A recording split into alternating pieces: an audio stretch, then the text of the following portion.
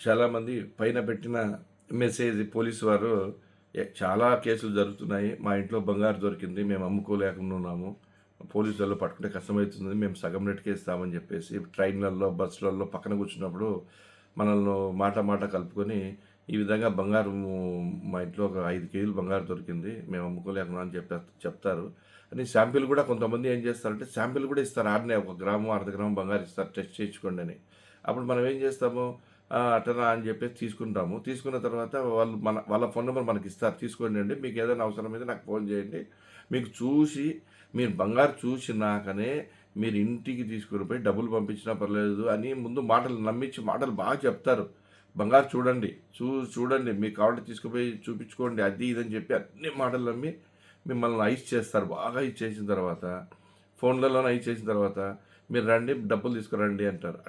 అట్లాంటి కేసులు జరుగుతున్నాయి ఇప్పుడు.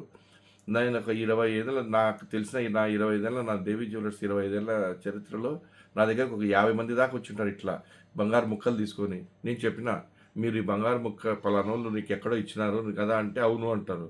అయినా జాగ్రత్త అండి వాళ్ళు మోసం చేస్తారు. డూప్లికేట్ బంగారు ఇస్తారు. ఫస్ట్ అయితే బంగారు ఇస్తారు.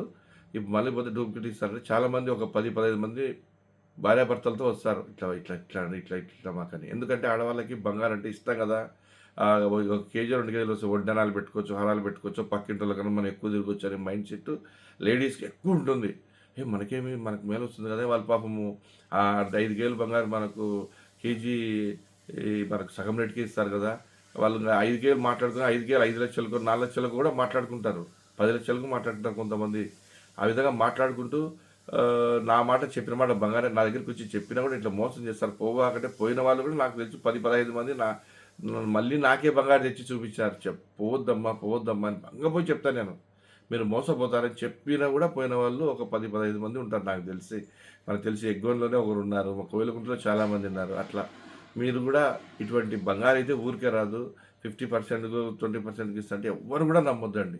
మన బంధువులే తెలిసినోళ్ళు బంధువులు ఫోన్ చేస్తారు. ఇట్లా మాకు తెలిసిన ఫ్రెండు ఇట్లా బంగారం ఉంది అంటున్నాడు. మనం చూసుకుందాం తప్పేముందని మన వాళ్ళు కొంతమంది తెలిసిన వాళ్ళు ఫోన్ చేస్తారు. అటువంటోళ్ళు అటువంటి బారిన మీరు పడొద్దండి. పోలీసు వాళ్ళు క్లియర్‌గా చక్కగా చెప్పారు. ఎందుకంటే అంత లేనిది పోలీసు వాళ్ళు చెప్పరు కదా! నాకు అంగడి నాది ఉండేది కోయిలగుంటలో ఒక అంగడి. అట్లా అంగళ్ళలో ఎంతమంది పోయి మోసపోయి ఉంటారు. ఇట్లా చెప్పినా కూడా వినకుండా మోసపోయినోళ్ళు ప్రజలు చాలామంది ఉన్నారు. ప్రతి ఒక్కరూ గుర్తుంచుకొని ఈ బంగారు విషయం మాత్రం చాలా జాగ్రత్త అండి. బంగారు గాజులు వచ్చినాయి, బ్యాంకులు ఉన్నాయి, నేను ఇడిపించి అమ్ముతాను.